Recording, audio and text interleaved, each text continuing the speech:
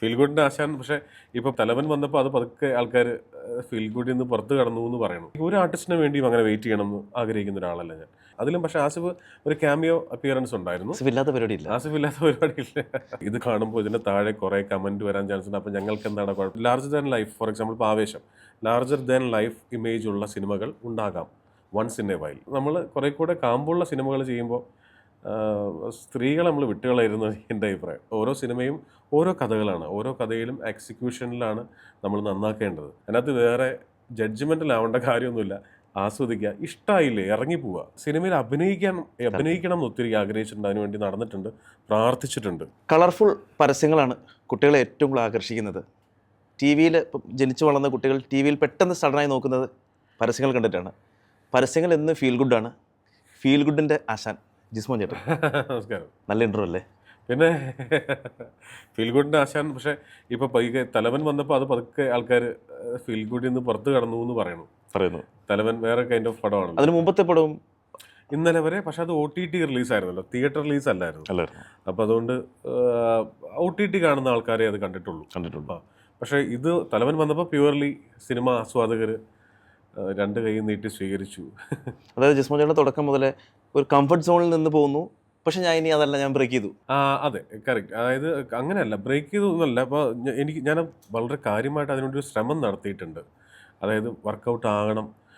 കാരണം നമ്മൾ ഒരു പുതിയ ജോണറിലേക്ക് മാറുമ്പോഴേ, ഒരു സിനിമ മാറുന്ന മാതിരില്ല, ഒരു ജോണർ മാറുകയാണ്. സോ ആ ജോണർ നമ്മൾ ഫെയിലായാൽ പിന്നെ നമുക്ക് പിന്നെ ഒന്നിൽ നിന്ന് സ്റ്റാർട്ട് ചെയ്യേണ്ടി വരും. അത്രയും അതുകൊണ്ട് ഹാർഡ് വർക്ക് ചെയ്തിട്ടുണ്ട്, വളരെ ബോധേഡായിരുന്നു. അതിനു വേണ്ടിയിട്ട് എന്തൊക്കെ എൻ്റെ ഭാഗത്ത് നിന്ന് ചെയ്യാൻ പറ്റുമോ അതെല്ലാം അതിന് വേണ്ടിയിട്ട് ചെയ്തിട്ടുണ്ട്. മലയാളത്തിൽ എനിക്ക് തോന്നുന്നു സത്യൻ അന്തിക്കാട് സാറാണ് ഇതിനു മുമ്പ് ചില താരങ്ങൾ എപ്പോഴും അദ്ദേഹത്തിൻ്റെ സിനിമകൾ കാണും, അവരെ മാറ്റാറേ ഇല്ല. അതെ, അതേപോലെ ആസിഫ് അലി എൻ്റെ അടുത്ത സുഹൃത്തും സഹോദര തുല്യനുമാണ്. ഇപ്പോൾ ഞാൻ ഈ ആലോചിച്ച കഥകളൊക്കെ ആസിഫിൻ്റെ പ്രായത്തിന് മാച്ച് ചെയ്യുന്ന കഥകളായിരുന്നു. അതുകൊണ്ടാണ് ആസിഫിലേക്ക് എന്നുള്ള രീതിയിൽ പോയത്. ഒരു സിനിമ ചാക്കോച്ചിനെ വെച്ച് ചെയ്തിട്ടുണ്ട്, മോഹൻകുമാർ ഫാൻസ്. അതിലും പക്ഷേ ആസിഫ് ഒരു ക്യാമിയോ അപ്പിയറൻസ് ഉണ്ടായിരുന്നു. ആസിഫ് ഇല്ലാത്ത പരിപാടിയില്ല. ആസിഫിനെ എനിക്ക് ഭയങ്കര ഇഷ്ടം. ഒരു ഫ്രണ്ടിന് അപ്പുറം ആസിഫ് എന്ന് പറയുന്ന ആക്ടറുടെ ടാലൻ്റ് എന്ന് പറയുന്ന സംഗതി ഉണ്ടല്ലോ, അതൊരു വലിയ സംഭവം തന്നെ. അതിൻ്റെ ഒരു വലിയ ആരാധകനാണ്. ഒരു ഫ്രണ്ടിന് അപ്പുറം ഇപ്പോൾ കെട്ടിയോളാണ് മാലാഖ ആയിക്കോട്ടെ, അല്ലെങ്കിൽ ഉയരെ ആയിക്കോട്ടെ, എല്ലാത്തിലും ഞാൻ ഭയങ്കര ഇഷ്ടമാണ് ആസിഫിൻ്റെ ഓരോ മാറ്റങ്ങളും. ഇപ്പോൾ കുറ്റവും ശിക്ഷയും എന്ന് പറഞ്ഞ സിനിമയിലെ പോലീസ് ഓഫീസർ അല്ല കൂമലിൽ ചെയ്തേക്കുന്നത്, കൂമലിലെ ആളല്ല ഇവ തലവനിൽ വന്നപ്പോൾ. അങ്ങനെ വളരെ ബോധപൂർവം അയാൾ നടത്തുന്ന ഒരു ശ്രമമുണ്ട്, പുതിയതാവണം, ഓരോന്നും റിഫൈൻഡ് ആവണം എന്ന് പറയുന്നത്. അത് ഒരു സാധാരണ എല്ലാവരെയും പോലത്തെ ഒരു പ്രേക്ഷകൻ എന്നുള്ള രീതിയിൽ ഞാൻ ആസിഫിൻ്റെ ആ അർത്ഥത്തിൽ വലിയൊരു ഇഷ്ടമാണ് എനിക്ക് ആസിഫിൻ്റെ അഭിനയം. അതുമാത്രമല്ലല്ലോ, ഞങ്ങളുടെ തൊടുപുഴയാണ് നാട്. ഞങ്ങളുടെ നാട്ടിൽ നിന്ന് വളർന്നു പോയിട്ടുള്ള ഏറ്റവും വലിയ സ്റ്റാർ ആസിഫ് അലിയാണ്. പിന്നെ തീർച്ചയായിട്ടും തൊടുപുഴക്കാരൻ. അതെ, ഞങ്ങൾക്ക് പറയാൻ നിഷാന്ത് സാഗറൊക്കെ ആയിരുന്നു. അതെ, നിഷാന്ത് സാഗറൊക്കെ വലിയ ആക്ടറാണ്. പിന്നെ ഞങ്ങൾ പോയി ചെറുപ്പത്തിൽ ബെല്ലടിച്ചിട്ട് ഇറങ്ങി ഓടുമായിരുന്നു വീട്ടില് പുള്ളി ഇറങ്ങി വരുന്നത് കാണാൻ വേണ്ടിയിട്ട്. അപ്പോൾ ഓടി പിന്നെ എങ്ങനെ കാണും? അല്ല, പുള്ളി ഇറങ്ങി വരുന്ന ഞങ്ങൾ മാറി ബെല്ലടിച്ചിട്ട് ഇറങ്ങി ഓടിയിട്ട് ദൂരെ പുള്ളി ഇറങ്ങി വരുമെന്ന് അറിയാൻ വേണ്ടി ചെയ്തവർ. പുള്ളിയുടെ വീടിന്റെ ബാക്കിൽ എൻ്റെ വീട്. ഓക്കെ. പ്രേക്ഷകർക്ക് അറിയാവുന്ന കാര്യം തന്നെയാണ്. 80s കിഡ്സിന്റെ പ്രത്യേകിച്ച് ഇവരുടെ ശബ്ദങ്ങൾ തിരിച്ചറിയുമായിരുന്നു. ഹിന്ദി സീരിയലുകളല്ല ആദ്യം ഡബ് ചെയ്ത് തുടങ്ങിയത്. അല്ല, ഹിന്ദി സീരിയലല്ല. ഞാൻ ഹിന്ദി സീരിയൽ ഡബ് ചെയ്തിട്ടേ ഇല്ല. ഞാൻ സീരിയലുകൾ ഡബ് ചെയ്തിട്ടുണ്ട് ഇഷ്ടം പോലെ. ഈവൻ കായംകുളം കൊച്ചുണ്ണി പോലത്തെ 1000 എപ്പിസോഡ് പോയ സീരിയലിലെ ഹീറോ കായംകുളം കൊച്ചുണ്ണി, പഴശ്ശിരാജോ, തച്ചോളിയോ തന്നെ എന്നൊക്കെ പറഞ്ഞ് ഇഷ്ടം പോലെ സിനിമകൾ 1800 റയാൻ സ്റ്റുഡിയോയിലെ ഒരു കാലഘട്ടം. പിന്നെ ജിസ്മോ ചേട്ടൻ, പ്രവീൺ ചേട്ടൻ, ദിനേശ് ചേട്ടൻ, അതെ, ഓർത്തെടുത്ത് പറയും. അതെ, ഞങ്ങൾ 3 പേരും ഏതാണ്ട് സമകാലീനമാണ്. ദിനേഷ് പ്രഭാകർ ഇപ്പോൾ ഒത്തിരി സിനിമകളിൽ അഭിനയിക്കുന്നുണ്ട്. പ്രവീൺ ഡബ്ബിംഗ് ആർട്ടിസ്റ്റായിട്ട് തന്നെ നിൽക്കുന്നു. ഞങ്ങൾ തമ്മിലുള്ള സൗഹൃദം ഇപ്പോഴും വളരെ സ്ട്രോങ് ആണ്. ഒരുപാട് സിനിമ ഈ പരസ്യത്തരങ്ങളും പിന്നെ ഈ സീരിയലും ഡബ് ചെയ്തതാണ് എന്നെ സംബന്ധിച്ചോളം എൻ്റെ ഫിലിം സ്കൂൾ എന്ന് പറയുന്നത്. സിനിമ പഠിക്കാനും സംവിധായകരെ അടുത്തറിയാനും ഒക്കെയുള്ള എൻ്റെ വേദി അതായിരുന്നു. അപ്പോൾ എന്നോടൊപ്പം ആ സമയത്ത് ഉണ്ടായിരുന്ന 2 പേരാണ് പ്രവീണും ദിനേഷും. ഡബ്ബിങ്ങിൽ നിന്നാണ് പരസ്യത്തിലേക്ക് വന്നത്. ഡബ്ബിംഗ് 1999 തുടങ്ങിയാണ്. 99ൻ്റെ അവസാനം ജയസൂര്യയാണ് എന്നെ ഇൻട്രൊഡ്യൂസ് ചെയ്തത് ഡബ്ബിങ്ങിലേക്ക്. ജയസൂര്യ അന്ന് ഡബ്ബിംഗ് ആർട്ടിസ്റ്റ് ആയിരുന്നു. ജയൻ പതുക്കെ അഭിനയത്തിൽ ഫോക്കസ് ചെയ്യുന്ന സമയത്ത് പകരക്കാരനായിട്ട് കൊണ്ടുവന്ന ആളാണ് എന്നെ. അപ്പോൾ ഞാനത് കണ്ടിന്യൂ ചെയ്തു എന്ന് മാത്രമേ ഉള്ളൂ. അപ്പോൾ എനിക്ക് ജയസൂര്യയുടെ അക്കാര്യത്തിൽ ഡബ്ബിങ്ങിലേക്ക് കൊണ്ടുവന്നതിൽ എനിക്കൊരു വല്ലാത്ത കടപ്പാടുണ്ട്. സ്റ്റിൽ എൻ്റെ സ്കൂൾ ഏതാണെന്ന് ചോദിച്ചു കഴിഞ്ഞാൽ, സിനിമ പഠിക്കാനുള്ള സ്കൂൾ ഡബ്ബിംഗ് തിയേറ്റേഴ്സ് ആയിരുന്നു. പറഞ്ഞ എല്ലാ ലെജൻഡറി ഫിലിം ഡയറക്ടേഴ്സ്, ഹരിഹരൻ സാറിനെ പോലത്തെ, കമൽ സാറിനെ പോലത്തെ, സിബി മലയിൽ, ഫാസിൽക്ക, ലാൽ ജോസ്, അങ്ങനെ എല്ലാത്തരം ആൾക്കാരുടെയും കൂടെ, എല്ലാത്തരം ഫിലിം മേക്കേഴ്സിൻ്റെയും കൂടെ അവരുടെ സിനിമകൾ വർക്ക്. ഡബ്ബിങ്ങിന് വിളിക്കുമ്പോൾ ഏറ്റവും വലിയ മെച്ചം എന്താണെന്ന് വെച്ച് കഴിഞ്ഞാൽ ആ ഒരു ദിവസത്തേക്ക് നമ്മൾ മാത്രമേ ഉണ്ടാവുള്ളൂ.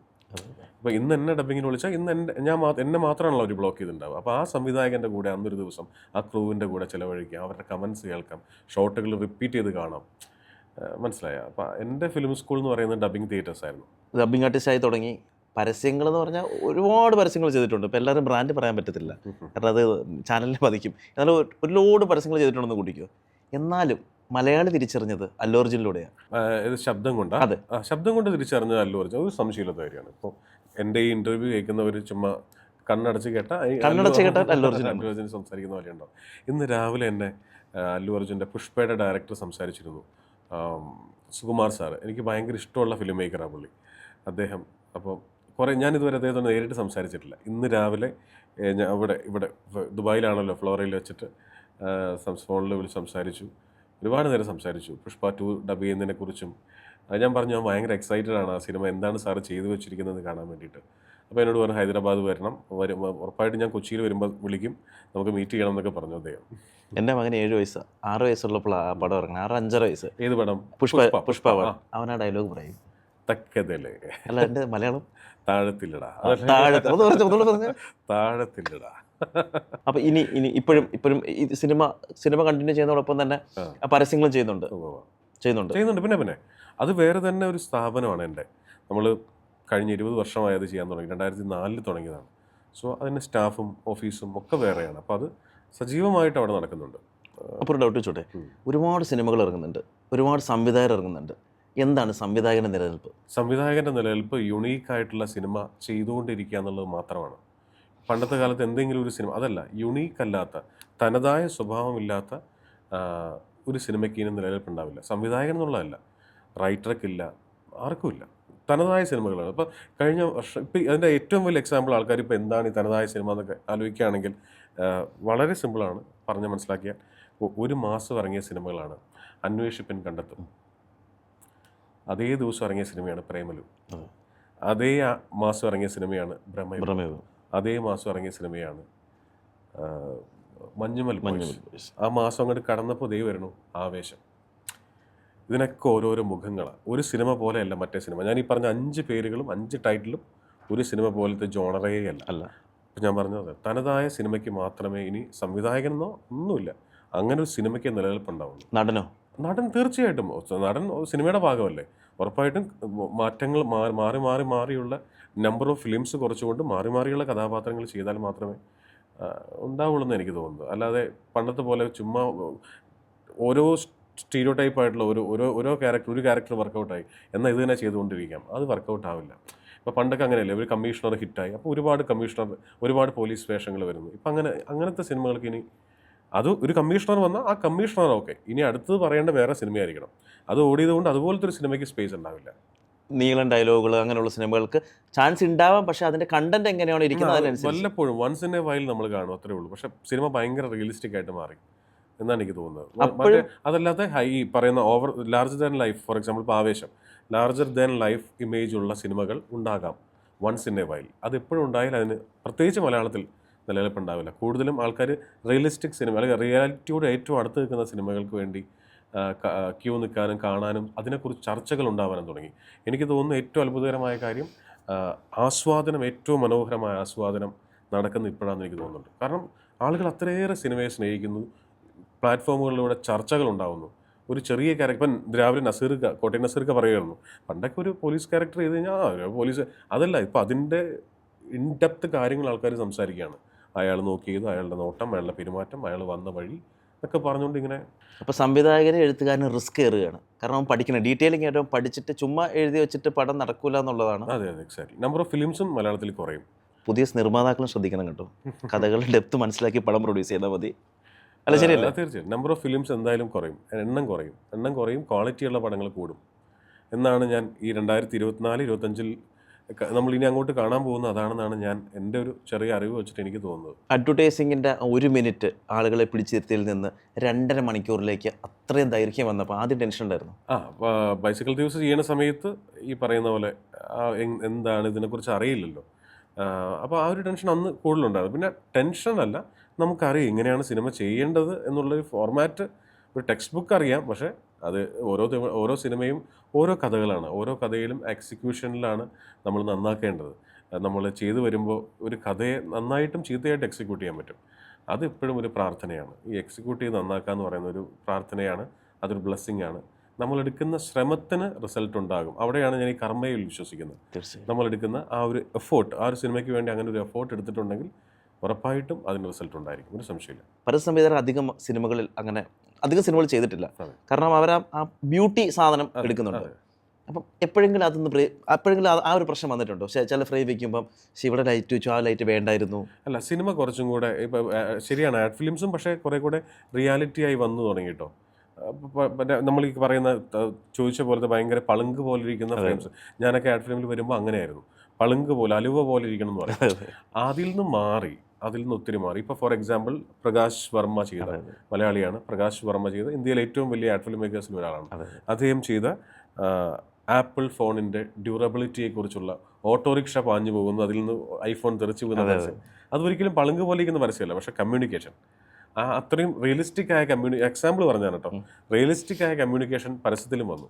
20 സെക്കൻഡ് കൊണ്ട് കഥ പറയുന്നതിനപ്പുറം കമ്മ്യൂണിക്കേഷൻ എന്താണ് ഇതിൻ്റെ യുണീക്ക് സെല്ലിംഗ് പോയിന്റ് എന്ന് പറയുന്ന സംഗതി. അവിടെയും ഒരു ചോദ്യം കൂടി ഉണ്ട്. ആ അഡ്വർടൈസിങ്ങിൻ്റെയും അത്രയും ബഡ്ജറ്റായുള്ള പരസ്യങ്ങളുടെയും പരിപാടികൾ കുറഞ്ഞ് സോഷ്യൽ മീഡിയയിലെ ഇൻഫ്ലുവൻസർ പരിപാടിയിലേക്ക് മാറി തുടങ്ങിയിട്ടില്ലേ? അപ്പോൾ അതെങ്ങനെയാ?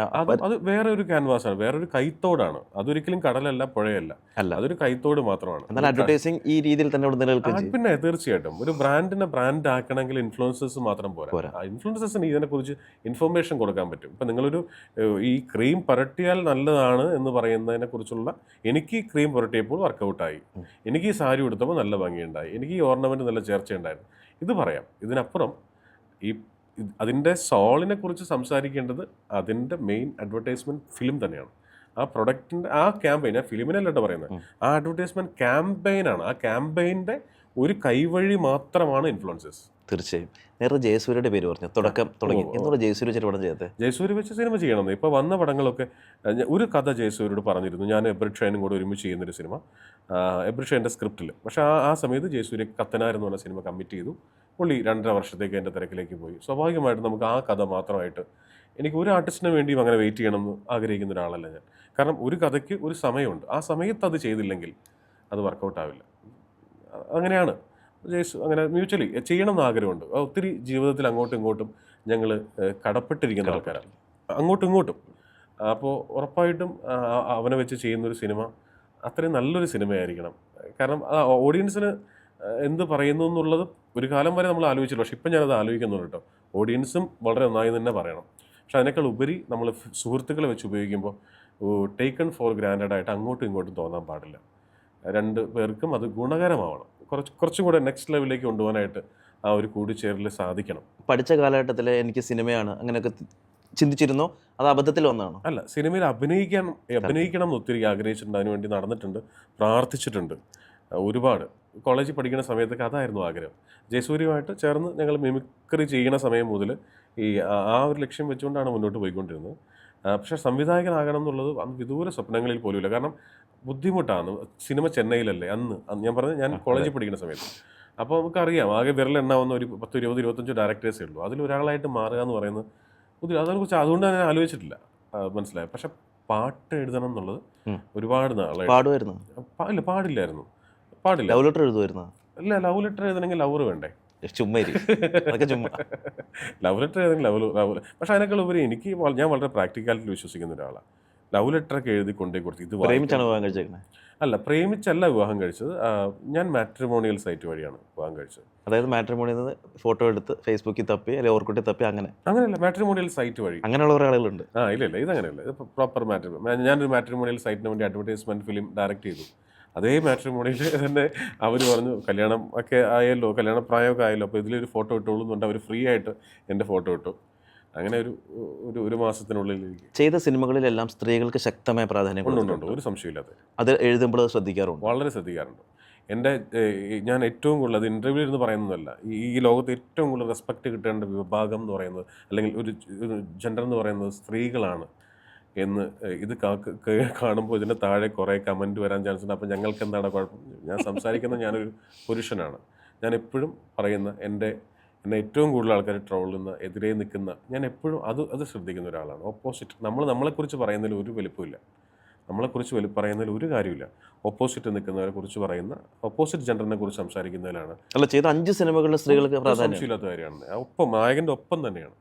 അങ്ങനെ തന്നെയാണ് സിനിമകൾ ഉണ്ടാക്കുന്നത്. ഇപ്പോൾ ഇന്നലെ വരെ എന്ന് പറഞ്ഞ സിനിമയിൽ ആസിഫിനെ അത്രയും കൊണ്ട് നിമിഷ ചെയ്ത കഥാപാത്രം ആയിക്കോട്ടെ, സൺഡേ ഹോളിലെ അപർണ ചെയ്ത, ജയ് സൂപ്പറും പൗർണമി, അല്ല എല്ലാ സിനിമകളിലും നായികമാരെ എടുത്തു പറയാൻ പറ്റും. അതെ അതെ അതെ, നമുക്കും അത് അവരുടെ സ്ട്രഗിളിങ്, അവരുടെ മാനസിക നില. നായികമാർക്ക് വേണ്ടി സിനിമകൾ ഉണ്ടാക്കുന്നതല്ല കേട്ടോ, പക്ഷേ അവർ ഒരു നായകനോളം ഇമ്പോർട്ടൻ്റ് ആണെന്ന് വിശ്വസിക്കുന്ന ഒരാളാണ്. ഇപ്പോൾ തലവൻ എന്ന് പറയുന്ന സിനിമയിൽ അങ്ങനെ ഒരു നായികയില്ല. മികയെ അനുഷ്ഠിക്കുക ചെയ്ത കഥാപാത്രങ്ങളാണ്. ഒരു ടിപ്പിക്കൽ ഹീറോയിൻ കഥാപാത്രം എന്ന് പറയാൻ പറ്റില്ല.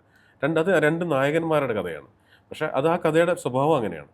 പക്ഷേ സ്ത്രീകൾ, നമ്മൾ കുറേ കൂടെ കാമ്പുള്ള സിനിമകൾ ചെയ്യുമ്പോൾ സ്ത്രീകളെ നമ്മൾ വിട്ടുകളായിരുന്നു എൻ്റെ അഭിപ്രായം. ഇപ്പോൾ നേരത്തെ പറഞ്ഞു കമൻ്റ് എന്ന് ഭയമുണ്ടോ? ഭയമൊന്നുമില്ല, ഒരു ഭയവുമില്ല. ഞാൻ കമൻസിന് റിപ്ലൈയും കൊടുക്കാറില്ല. കാരണം social media is a busy street എന്ന് വിശ്വസിക്കുന്ന ഒരാളാണ്.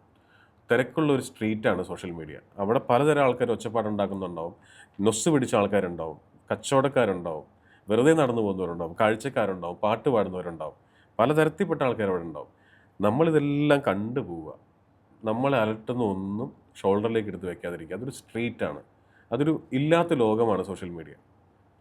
അങ്ങനെ ലോകമില്ലല്ലോ. ഇപ്പോൾ സിനിമ ഇറങ്ങി ആദ്യത്തെ റിവ്യൂ ഇവൻ എന്തായിരിക്കും പറയാന്നുള്ള ടെൻഷൻ ഉണ്ടായിരുന്നു, ഉറപ്പായിട്ടുണ്ടായിരുന്നു. ആദ്യമൊക്കെ ആയിരുന്നു, ഇപ്പോഴും ഉണ്ട്. അല്ല, ഇപ്പോൾ എല്ലാവരും പ്രധാനപ്പെട്ട ആൾക്കാരെല്ലാം പറഞ്ഞു കഴിഞ്ഞു.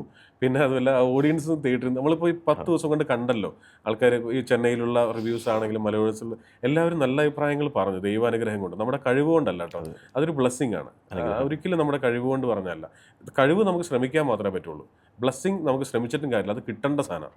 അതുണ്ടെങ്കിൽ ഇതെല്ലാം വരുള്ളൂ. അതുകൊണ്ടാണ് ഞാൻ പറയുന്നത്, ആ ഒരു സംഗതി വന്നു. അപ്പോൾ അതുകൊണ്ട് ഇപ്പം ടെൻഷനില്ല. ആദ്യത്തെ ദിവസങ്ങളിൽ എന്ത് തന്നെയാണെങ്കിലും വേറൊരാളുടെ പൈസയല്ലേ, ആ പൈസ വെച്ച് ചെയ്യുന്ന സിനിമയല്ലേ. അപ്പോൾ നമ്മൾ കാരണം ഒരാൾക്കൊരു ബുദ്ധിമുട്ടുണ്ടാവരുത്. എന്നാലും പ്രതിപക്ഷം വേണമെന്ന് വിശ്വസിക്കുന്നില്ല. എന്തിനൊരു പ്രതിപക്ഷം വേണ്ടേ? നിർബന്ധമില്ല. കലാസൃഷ്ടിക്ക് പ്രതിപക്ഷം വേണമെന്നൊരു ആവശ്യമില്ല, ഒരു നിർബന്ധമില്ല. എന്തിനാ കലാസൃഷ്ടി?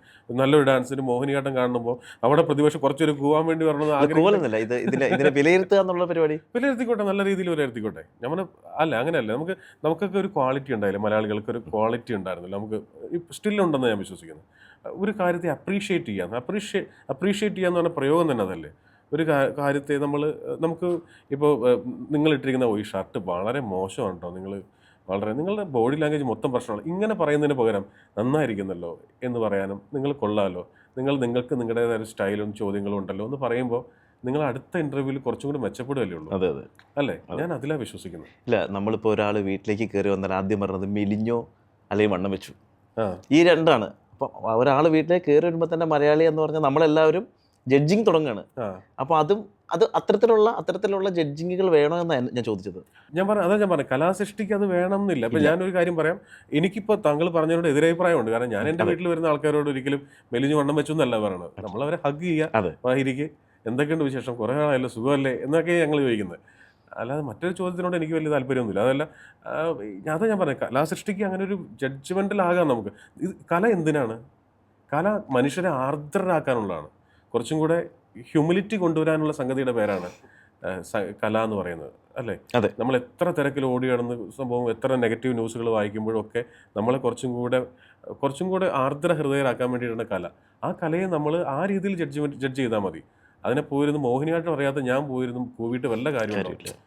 പെയിൻറ്റിങ് എന്താണെന്ന് അറിഞ്ഞാൽ അതിൻ്റെ അർത്ഥങ്ങൾ അറിയാത്ത ഞാൻ പോയിട്ട് വല്ല കാര്യമുണ്ടോ? ഓരോ തൊഴിലിനും അതിൻ്റെതായ ബുദ്ധിമുട്ടില്ലേ? ഒരു വഞ്ചി തുഴയാൻ വേണ്ടിയിട്ട് വഞ്ചി കയറിയിട്ട് പങ്കായി എടുത്ത് കൈ പിടിച്ച് നോക്കി പറ്റുമോ? ഇല്ല. എന്നാൽ അത് ഇത്ര ഈസി ആയിട്ട് കൊണ്ടുപോകുന്ന ആൾക്കാരില്ലേ, കൊച്ചുകുട്ടികളില്ലേ?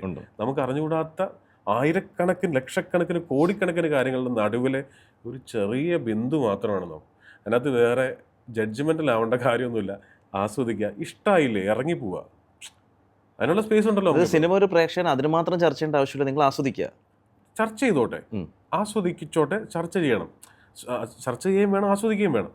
ഞാൻ പറഞ്ഞത് കല്ലെറിയേണ്ട കാര്യം നിർബന്ധമില്ലെന്നാണ് ഞാൻ പറഞ്ഞത്. അതെ, ഇപ്പം ചോദ്യം ഇങ്ങനെയായിരുന്നല്ലോ, എന്തിനും ഒരു പ്രതിപക്ഷം വേണ്ടെന്നുള്ളത്. അതെ, അതെ. അതിന് വേണ്ടെന്നുള്ളതാണ് എൻ്റെ അഭിപ്രായം. തീർച്ചയായും പ്രതിപക്ഷം വേണ്ട, പക്ഷം ഉണ്ടായിരുന്നു. പക്ഷം ഉണ്ടായിരുന്നു, പ്രതിപക്ഷം വേണ്ട. Okay okay okay okay okay. തലവൻ ദുബായിൽ ഇന്നലത്തെ വലിയൊരു മാക്സ് 1 തിയേറ്ററിൽ കണ്ടു. വലിയ തിയേറ്റർ ആയിരുന്നു, ഭയങ്കര 70 mm അത്ഭുതം. പോലത്തെ വലിയൊരു. ഞെട്ടിപ്പോയി ഞാനും ആസിഫ് അതിനകത്ത് കയറി. കാരണം കടല് പോലെ കിടക്കുന്നൊരു തിയേറ്റർ. അയ്യോ ഭയങ്കരമായിട്ട്, ഞാൻ എത്ര പേരോട് വിളിച്ചു പറഞ്ഞെന്നറിയോ, അത്രയും ഭയങ്കരമായിട്ടത് ഇഷ്ടപ്പെട്ടായിരുന്നു അവിടെ കണ്ടത്. ആദ്യമായി കണ്ട, അപ്പോൾ ആദ്യത്തെ സൃഷ്ടി എന്ന് പറഞ്ഞ പരസ്യമോ അല്ലെങ്കിൽ ഡബ്ബിങ്ങോ ഒക്കെ ആയിരിക്കും. അത് തിയേറ്ററിൽ നിന്ന് കണ്ടപ്പോൾ തോന്നിയ ഫീല് ഇപ്പോഴും ആ ഫീല് കിട്ടുന്നുണ്ട്. ഉണ്ട്, ഉറപ്പായിട്ടുണ്ട്. ഓരോ സിനിമയ്ക്കും എഡിറ്റിംഗ് ടേബിളിൽ നിന്ന് അപ്പുറത്തേക്ക് മാറിക്കഴിയുമ്പോൾ ഓഡിയൻസിൻ്റെ കൂടെ കാണുമ്പോൾ ഉള്ളൊരു സംഭവം, അതിന് വേണ്ടിയിട്ടാണല്ലോ നമ്മൾ ഈ കഷ്ടപ്പെട്ടത് മുഴുവൻ. അത് സ്റ്റിൽ വർക്കൗട്ട് ആവാറുണ്ട്. ഇനിയും ഫീൽ ഗുഡ് സിനിമകളാണോ, യോണ്ടർ മാറ്റിത്തോണ്ട് വരും, എങ്ങനെയാണ് അതിൻ്റെ കാര്യങ്ങൾ? ജോണർ മാറ്റി അതായത് നമ്മൾ ഓരോ സമയം നമുക്ക് ചെയ്യാൻ ആഗ്രഹിക്കുന്ന ത്രസിപ്പിക്കുന്ന കഥകൾ ചെയ്യാന്നുള്ളതാണ്. അത് തന്നെയാണ് ആഗ്രഹം. എന്തായാലും ദുബായും തലവൻ ഏറ്റെടുത്ത് കഴിഞ്ഞു, മറ്റു ലോകരാജ്യങ്ങൾ ഏറ്റെടുക്കട്ടെ. തകർത്തു തലവൻ. സിനിമ ഇഷ്ടപ്പെടുന്ന എല്ലാവരും ഏറ്റെടുക്കട്ടെ, എല്ലാ ഭാഷക്കാരും ഏറ്റെടുക്കട്ടെ. തീർച്ചയായും. Thank you. Thank you. Thanks.